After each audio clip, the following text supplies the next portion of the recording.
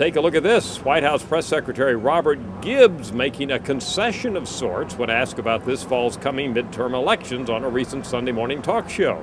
I think there is no doubt that there are a lot of seats that will be up, a lot of contested seats. I think people are going to have a choice to make in the fall, but I think there's no doubt there are enough seats in play that could cause Republicans to gain control. There's no doubt about that. Let's look at our most recent numbers for last week. This is our generic ballot where we ask registered voters for which candidate they would vote in their district, the Democratic candidate or the Republican candidate. You can see it's virtually tied. In fact, it has been virtually tied almost every week that we have asked a generic ballot, except for a couple of times when the Republicans have actually been out ahead.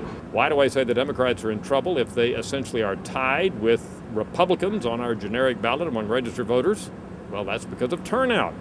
It's usually the case that Republicans turn out in much higher numbers than Democrats in midterm elections, and if that's the case this fall, even though Democrats may be roughly tied if all registered voters were to vote, among likely voters, those who actually turn out and vote, the Republicans would have a significant advantage.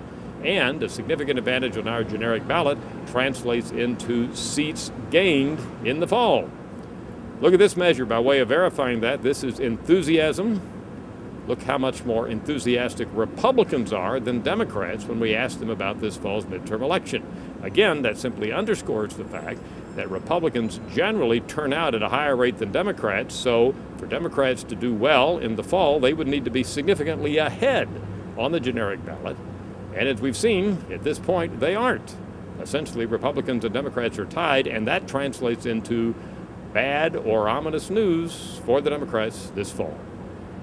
I'm Dr. Frank Newport, Gallup's Editor-in-Chief.